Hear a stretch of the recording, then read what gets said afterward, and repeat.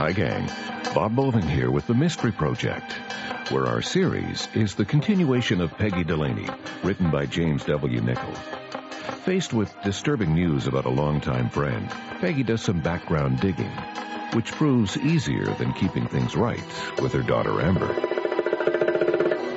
Kyra Harper stars as Peggy Delaney in Long Drive Home. Hello there.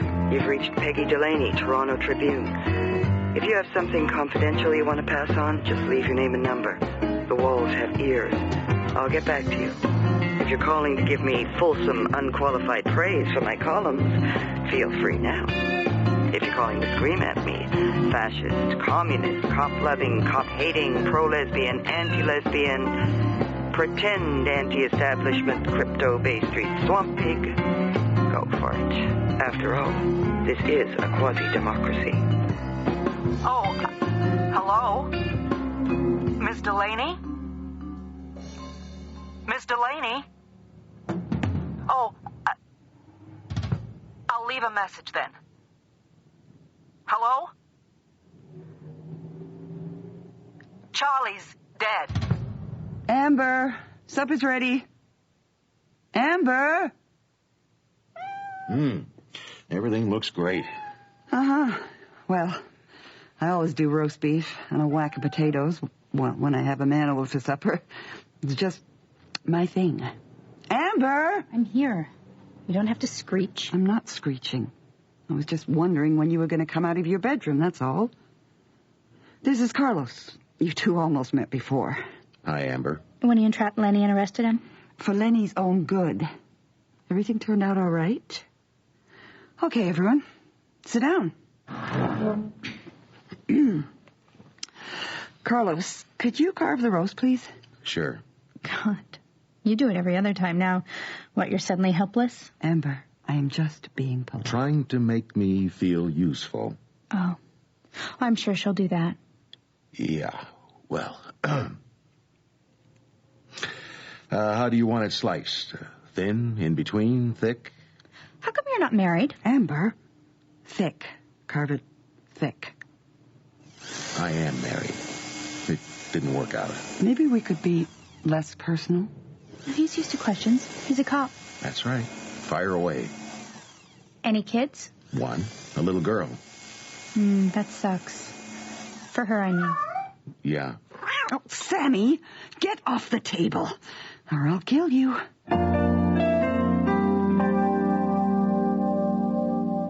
"7 days ago. Oh, God. I just didn't know. Well, how would you? I asked where Charlie was a few weeks ago, when he wasn't around the Blue Moon anymore. I kept saying, "Where's Charlie?" His boss said he'd moved to some other place, a cousin's bar out in the East End. He did? He was so good to me. He helped me, well, to get off the stuff. Oh. Yeah. By the end, getting a drink out of Charlie was a real ordeal. I loved your husband. Me too. Right. I mean, I just can't believe it. You have lots of kids. 7. 3 are gone from home, though. I'm so sorry, Mrs. Dale. Yeah. The message you left, you said Charlie had a car accident, but you don't believe it was an accident? And the police won't do anything? Charlie always said Peggy Delaney can get anything done. All she has to do is write it in her column, and the cops jump, politicians jump. Everybody listens to Peggy Delaney. He was real proud to know you. Oh, Don, that dog. Oh, it's okay. I'll quiet her down. She sounds kind of big. She's a husky cross. She's on a chain, though. Heidi! Heidi! Nobody's there! Shh! There's a girl. Shh! Good girl. There. Well, your dog obeys you a lot better than my cat. That's one of the reasons, you see. Why I know. That the car crash wasn't an accident? Yes. Heidi always stays inside, but Charlie tied her outside about a month ago. because he was afraid. He said she should stay outside all the time, day and night. It's winter. It's cold at night. What was he afraid of? I think somebody was blackmailing him. Really? By threatening you and the children, you mean? For about this last half year, Charlie started staying out at night. All night, sometimes. That wasn't like him. But he wouldn't talk about it. At first I thought it was some other woman. Oh, no. And then he lost his job. Lost it? He was fired. I don't know why Mr. Riley told you he went to work for somebody else. He still had money, though. He always gave me the same household money every week. But he was hardly around anymore. And when he was, he looked kind of like desperate. I think he'd gotten involved with some bad people. And he was doing something bad at night. And then they turned around and blackmailed him. But Charlie never struck me as someone who would do anything. After the car accident, I went to our bank. I never did the banking. We had a little put aside. I knew that much. It was gone. I had some money I'd inherited from my mom, too. We put it into Canada savings bonds. They were in a safety deposit box. They were gone. Oh, no. I think these bad people, they threatened to go to the police, to tell on Charlie, and he tied Heidi outside to protect us, and he paid them. And when he didn't have any more money left, they killed him.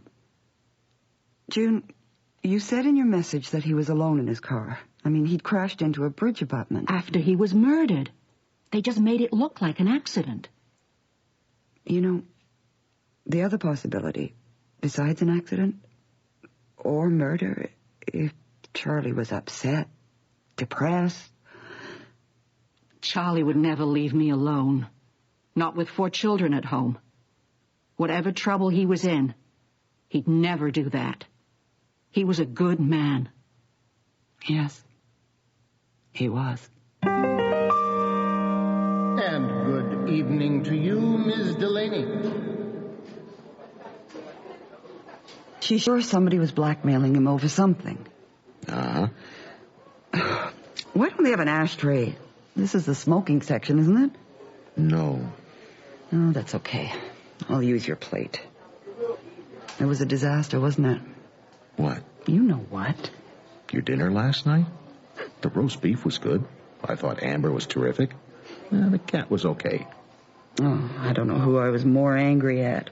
Amber for being impossible, or you for enjoying it. I wasn't enjoying it. It was more or less as you'd expected, wasn't it? You'd warned me, so maybe I was just amused that it was more or less as you'd expected. That's all. I had this stupid idea that maybe she'd warm up to you, and then I could have you both. Most single parents I know have private lives. Amber's 15. Maybe if we just go ahead, she'll accept it. Most single parents have nothing to do with me. I took off. I had better things to do. I haven't lived with her for over 12 years. Oh, we were just getting it together. She was just beginning to believe that she was the most important person in my life. And then I screwed it up.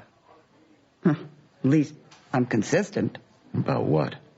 About hurting her. You'd think she'd be used to it by now. That's all you're going to say? Yes. I'm going over to the Blue Moon. Ask around about Charlie. Okay.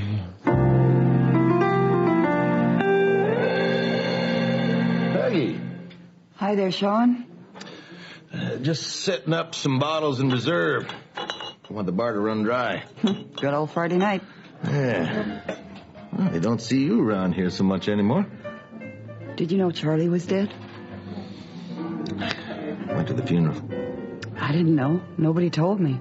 My brother Teddy called Charlie up to see how he was doing. June told him that he'd been killed in a car crash 2 days before. Otherwise, none of us here would have known either. Yeah. Remember when I asked you 3 or 4 weeks ago why he wasn't around? You said you'd heard he was working at his cousin's bar in the East End? Well, June says there is no cousin and no bar. He was fired. That's right. You lied to me. Charlie was missing his shifts. Wanting advances on his pay, pestering the rest of the staff for loans. He was in big money trouble over something, but he wouldn't say over what. I figured he'd be into my cash register next. He'd been a waiter here for 20 years. I understand that. And I was grateful. Right? People still have to do their jobs. I told you he had other work because I knew you and Charlie were tight. I didn't want to trash him in front of you. Yeah. Well, if Charlie and I were so tight, I would have called him up to see how he was doing, like Teddy did. If I ever gave a rat's ass about anybody but myself.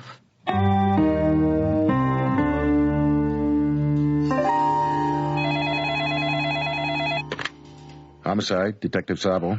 Hi. Hello there.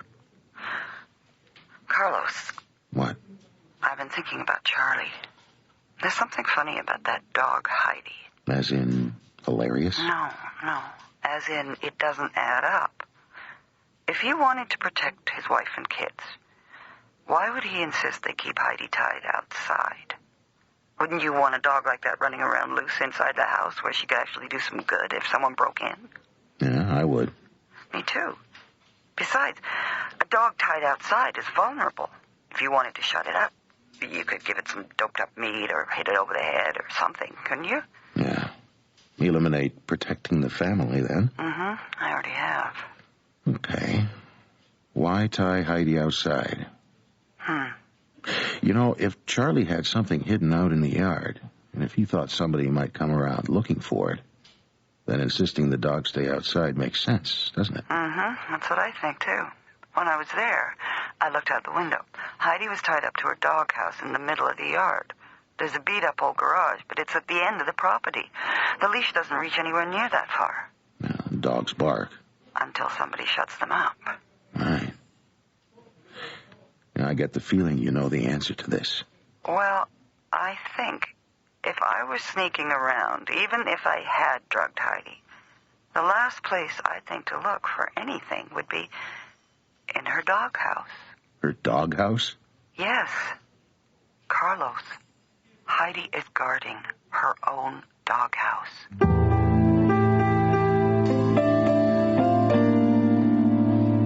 How you doing in there? Just as long as she keeps that mud inside the house. Okay, I guess. God, kind of smells. Kind of. Find anything? Ticks, fleas, Oh, blankets, some canvas,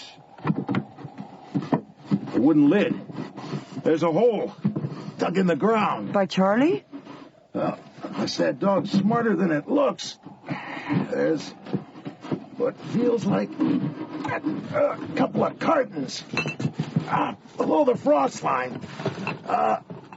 I'll lift them out. There's one. Two. Cases of booze? Oh. Well, that's it. Except for dog hair. Jeez.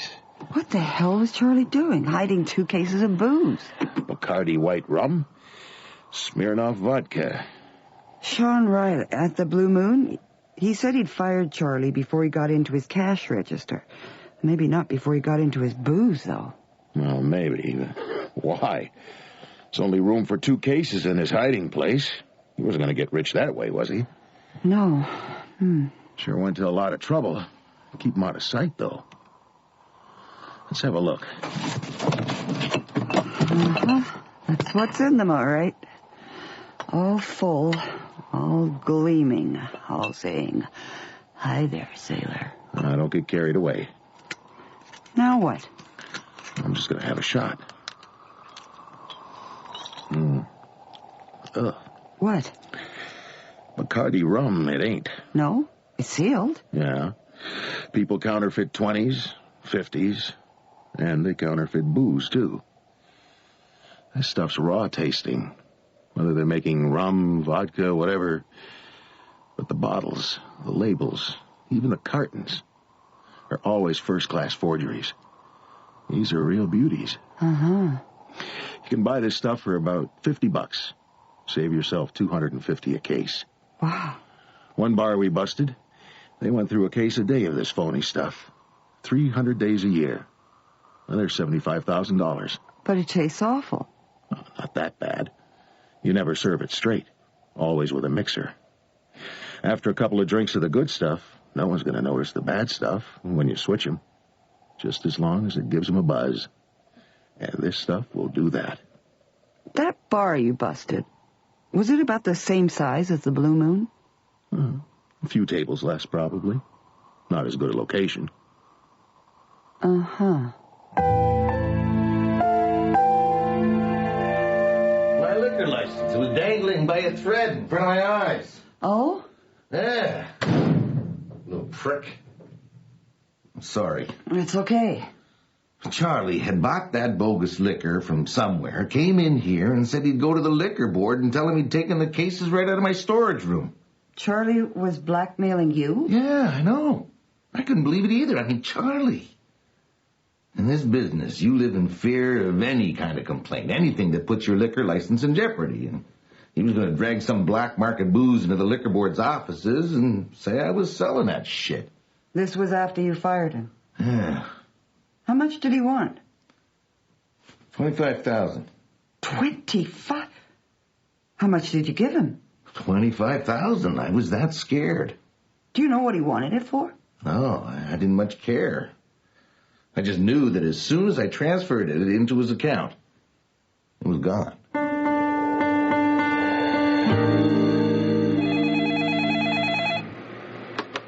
Cinderella cleaning. We're everywhere. Hi, Bernie. Hi, shh. How things? Shh, I'm on the phone. No, this is not a dry cleaner's. Great. And you? Bummed out. No? Charlie's dead. Charlie. The waiter. You know, Charlie. Charlie Dale at the Blue Moon. Oh, yeah. He was killed in a car accident way out some stupid place. Highway 11. No kidding. Well, that's too bad. Mm-hmm. He ran into a bridge abutment. Maybe. Maybe. You'd think if he ran into one, he'd know it. Bernie, Charlie's dead. Sorry. I get nervous around dead people. I know he was a good friend of yours. I didn't even know where he lived. Oh, don't smoke in here, please. It fills up my sinuses. You've got hay fever. It's February. Okay, smoke. I was out on Highway 11 the other night. Oh? Hard to imagine you being anywhere north of Wellesley and Young. My health club went on an excursion. We rented a bus and had a casino night. I lost $200. But Frank Moss and I are going to see Il Trovatore Friday night. Could be the start of something. Wow, great. Meanwhile, I'm the abstinence poster girl. Whereabouts? Hummingbird Center. No, the casino. Whereabouts on Highway 11? I don't know. Out in the country somewhere. Past Aurelia somewhere. Casino-rama. Casino-rama. Charlie's wife told me she had to call a funeral home and arrange for them to bring his body back to Toronto. An ambulance had taken him from the accident scene to a hospital in Aurelia.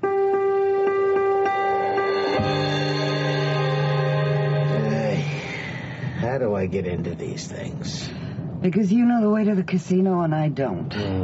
Because you're my best friend. Because you're a warm, caring, delightful human being. And don't forget, stupid. Because I am stupid. I'm going to drop in on Charlie's wife first. See if she has a picture of Charlie. We can show it around the casino. All kinds of people go up there. I don't see how anyone's going to recognize... She said that Charlie was gone most nights. All night sometimes. And that this had been going on for months. If he was gambling, and if this casino was his place to do it, then I'm sure someone will recognize his picture. Are you? So, where's the cop? The cop? Carlos. He was sitting in the Blue Moon when I talked to Riley, just in case. As backup. Backup. Then he took the fake booze back to his office to see if they could trace who manufactured it. Really? Has Amber met Carlos yet? Yes.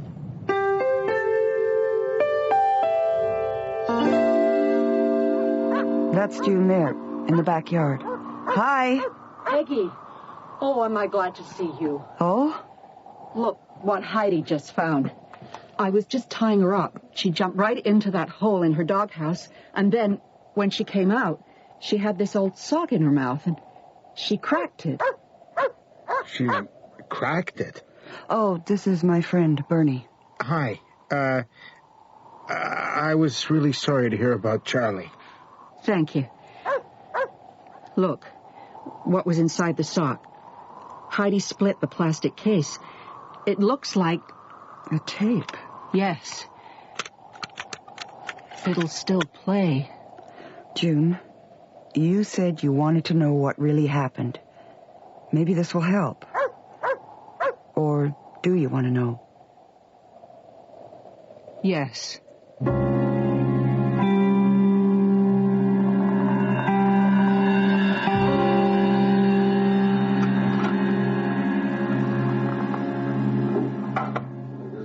Look who's back. Well? I worked here for over 20 years, Mr. Riley. I sure did. And you got yourself screwed up in your head. I've lost some money, that's all. None of my business. I can make it up. I've got a system. Why are you in my office? You were fired. You're still fired. You should thank me. Now you can gamble all night and all day. Goodbye, Charlie. Mr. Riley, I lost my wife's money. If you could give me a loan, I know I could win it back. No, thanks. Now get lost. I got work to do. Sean Riley, I know what you and your brother Teddy are doing. I know about the other storeroom, about you switching booze, you know. I sure do. What did you say? I sure do. I snuck the key. Got 2 cases. Got it hid. I'm going to the liquor board. I guess I will. Just because you know what's going on doesn't mean they're going to believe you. They might, you know. Well, this is interesting. The Charlie I knew, this kind of creepy shit last thing would ever have occurred to him. You really are screwed, aren't you? What do you want? $25,000, or I go to the cops. I go to the license board, too. How many kids you got, Charlie? 4?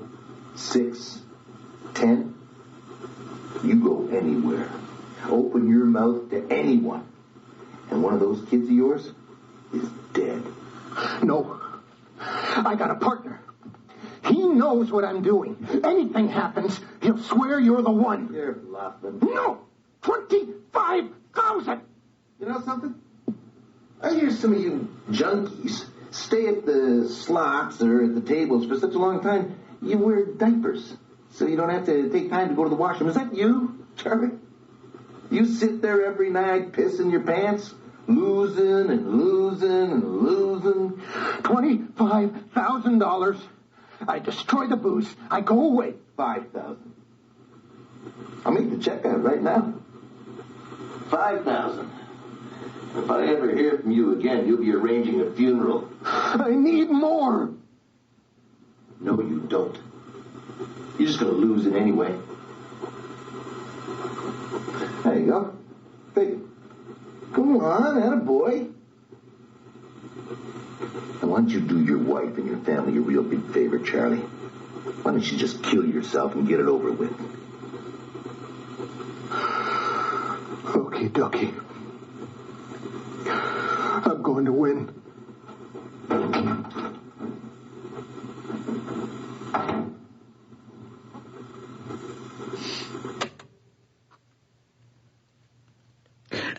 Are you all right? No. Here.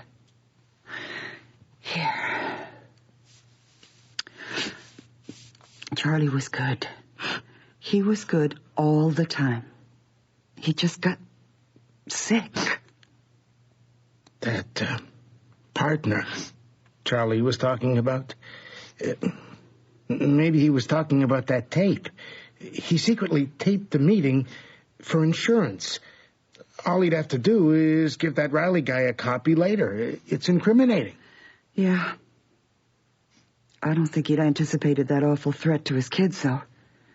He had it on tape, but he'd never go back for more money, for fear Riley would make good on his threat anyway. Charlie would never risk his kids. No. He probably lost the $5,000 all in one night. That was that. Except he had to drive home. My Charlie. Except he had to get in the car and drive that dark, lonely drive home without any hope at all. Yes. Oh, Charlie, why didn't you come to me? Why didn't you say something? Why?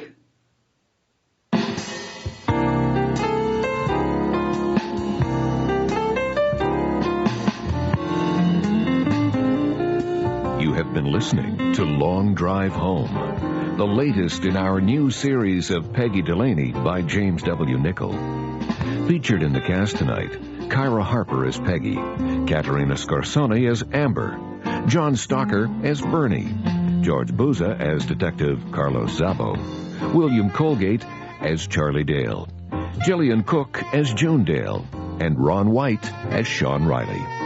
The music was composed and conducted by Milan Kimlicka. The recording engineer was Drago Grandich. Sound effects were by Matt Wilcott. Colleen Woods was the associate producer. Our coordinating producer is Barry Morgan. The program was produced and directed in Toronto by Bill Howell, the executive producer of The Mystery Project. I'm Bob Boving, thanking you for listening and inviting your comments.